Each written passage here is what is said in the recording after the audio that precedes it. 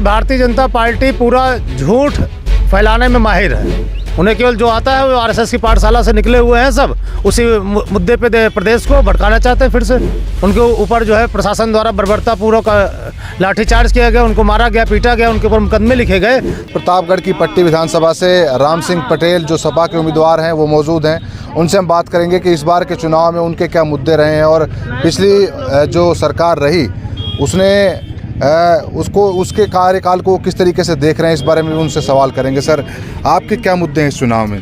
देखिए, हमारा मुद्दा विकास पहले भी रहा है, आज भी विकास के मुद्दे पे हम चुनाव लड़ रहे हैं। भारतीय जनता पार्टी द्वारा विगत 5 वर्षों में जिस तरीके से हर वर्ग की उपेक्षा की गई, नौजवान भटक रहा था चारों ओर, बेरोजगारी बढ़ी, इन सब मुद्दों को लेकर हम जनता के बीच जा रहे हैं। आज भी भारतीय जनता पार्टी की सरकार में 5 साल बीत गया। आप किसी गांव चले जाइए, आपको लगेगा कि वहाँ शिक्षित बेरोजगार गली गली घूम रहा है, उनकी कहीं सुनवाई नहीं है। ख़ास तौर पे एक वर्ग विशेष का उन्होंने ज़रूर सम्मान किया होगा, लेकिन एक बड़े तबके जहाँ पिछड़े और दलित समाज के लोग रहते हैं, वो गाँव आज भी विकास से छूते हैं। हमारी प्राथमिकता में वही गाँव रहेंगे जो आज विकास से छूते हैं, और प्राथमिकता पर उनको रख के हम वहाँ विकास कराएंगे। तो एक बार आप पहले विधायक रह चुके हैं, इस बार क्या माहौल लग रहा है आपको? देखिए, पूरे प्रदेश में लोग समाजवादी पार्टी की तरफ तेज़ी से जा रहे हैं और समाजवादी पार्टी की तरफ आशा भरी निगाहों से देख रहे हैं कि हाँ, ये वही पार्टी है जिसने हमारे लिए पहले भी काम किए थे, और आज जो संकल्प पत्र हम लोग पार्टी का लेके आए हैं, आज उस पर सभी लोगों को समाहित किया गया है और सभी का उचित विकास की दिशा में कैसे उनको अग्रसर किया जा सका, इसका उन्होंने पूरा प्रावधान कर रखा है।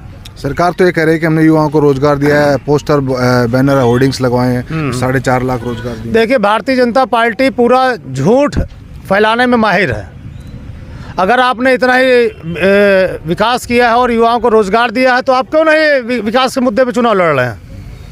आप मुझे बता दीजिए, भारतीय जनता पार्टी का कोई नेता हो ऊपर से लेकर नीचे तक, कोई विकास की बात कर रहा हो, रोजगार के नाम पे वोट मांग रहा हो, नौकरी के नाम पे वोट मांग रहा हो, गांव के विकास के नाम पे वोट मांग रहा हो, आप एक भारतीय जनता पार्टी के नेता बताइए कौन विकास के मुद्दे चुनाव लड़ रहा है?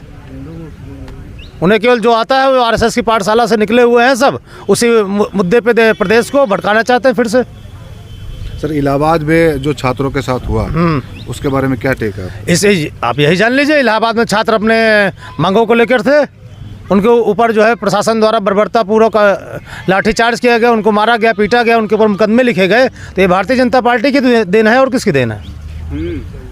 फिर उन युवाओं पे जिस तरीके से कार्रवाई की, ऐसा लग रहा था जैसे वो यहाँ भारत देश के नागरिक ही नहीं है, किसी और देश के नागरिक हैं जिनके ऊपर इतना बुरा अत्याचार किया गया वहाँ पे।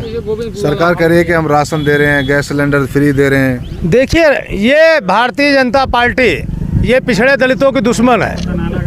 राशन दे रहे हैं, आप राशन दे रहे हैं, ठीक है, लेकिन आप ये बताइए कि इस यहाँ की पिछड़ी और दलित आबादी को, जो इतना बड़ा प्रदेश में बड़ी बहुसंख्यक हैं, इनके लिए आप कितने नौकरियाँ निकाले, कितने रोजगार आपने दिए?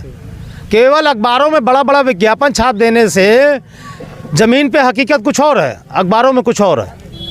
सर, महिला सुरक्षा के बारे में भी कहते हैं कि हमारी बहन बेटियां जो है रात को 12 बजे गहना पहन के निकल सकती हैं। देखिए, कम से कम आप लोग मीडिया के लोग हैं, आप लोग खुद देखिए कि ये कितना सफ़ेद झूठ बोलते हैं। महिलाओं के साथ इन लोगों ने क्या नहीं किया? पंचायत चुनाव में चीरहरण तक कर दिया इन लोगों ने।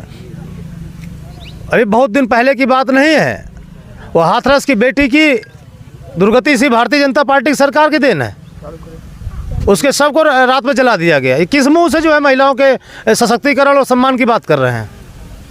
तो सरकार ये भी कर रही है, वो प्रधानमंत्री का भी बयान आया कि लॉकडाउन में बहुत अच्छा हमने काम किया है, और दूसरा ये कि कोरोना के दौरान ऐसा कुछ नहीं है कि जो तस्वीरें वायरल हो रही थी लाशों की, ये सब झूठ है। देखिए सरकार, मैंने आपसे तो पहले कह दिया ना कि ये पूरा जो है झूठ के पूरी फैक्ट्री चला रही भारतीय जनता पार्टी। इस प्रदेश की जनता ने देखा है, गंगा में जिस तरीके से लाशें पटी हुई थी, लोग बदहवास सड़कों पे चले आ रहे थे हज़ारों किलोमीटर से, उनको साधन तक व्यवस्था ही नहीं करा पाए थे। और कितना बेशर्मी से उन्होंने झूठ बोला कि हमारे यहाँ ऑक्सीजन कमी से एक भी मौत नहीं हुई, जबकि पूरे प्रदेश में हाहाकार मचा हुआ था। अगर आपके यहाँ मौत नहीं हुई थी तो आखिर ये ऑक्सीजन सिलेंडर की ज़रूरत किस लिए पड़ रही थी?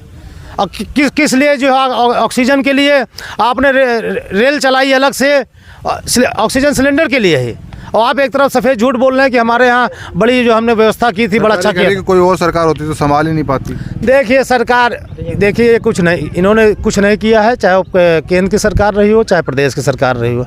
इन्होंने केवल जनता को भ्रमित किया, जनता को जिन मुद्दों से जनता का कोई सरोकार नहीं था उन मुद्दों की तरफ इन भटका के रखा 5 साल पूरा।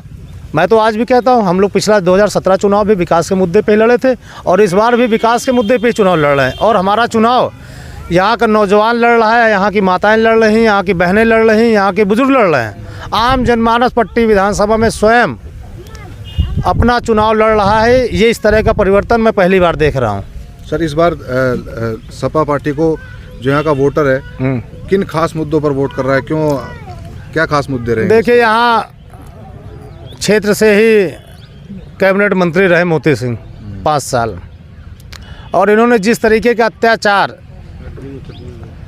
पिछड़े समाज के लोगों के ऊपर, दलित समाज के ऊपर, और मैं तो कहता हूँ किसी समाज को उन्होंने नहीं छोड़ा, ना किसी वर्ग को जिनके ऊपर फर्जी मुकदमे नहीं लदवाए।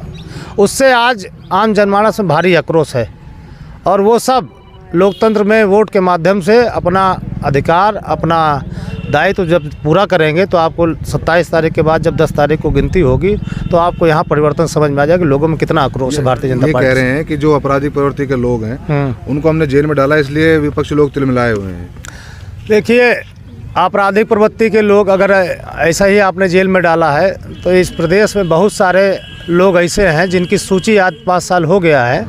माफियाओं की सूची प्रदेश सरकार आज तक निकाली नहीं है, 5 साल हो गया।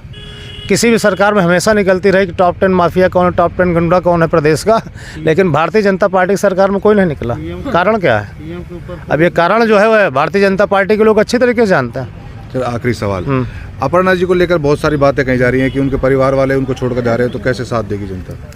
देखिए, अब भारतीय जनता पार्टी की बौखलाई हुई है, वो अपना घर नहीं संभाल पाए। उनके विधायक सांसद तक मारे फिर रहे। 200 विधायक जब उनकी सरकार थी, खुद की सरकार के खिलाफ धरने बैठे थे विधानसभा में, तो हमको किस मुँह सलाह दे रहे हैं? समाजवादी परिवार बहुत बड़ा परिवार है, यहाँ सब आदमी का सम्मान है, जो कोई भी आएगा उसका भरपूर सम्मान है और उसका ख्याल समाजवादी पार्टी रख सकती है। बहुत बहुत धन्यवाद हमसे बात राम सिंह पटेल। और जिस तरीके से उन्होंने कहा कि इनके भी इस बार चुनाव में जो मुद्दे रहेंगे वो रोजगार के इर्द गिर्द रहेंगे, क्योंकि जिस तरीके से हालात पिछले 5 साल में देखे गए हैं रोजगार को लेकर, ये कहीं ना कहीं एक बड़ा सवाल और बड़ा मुद्दा उनके लिए चुनाव में रहेगा। प्रतापगढ़ से मैं अरुण कुमार, दमुक नायक के लिए।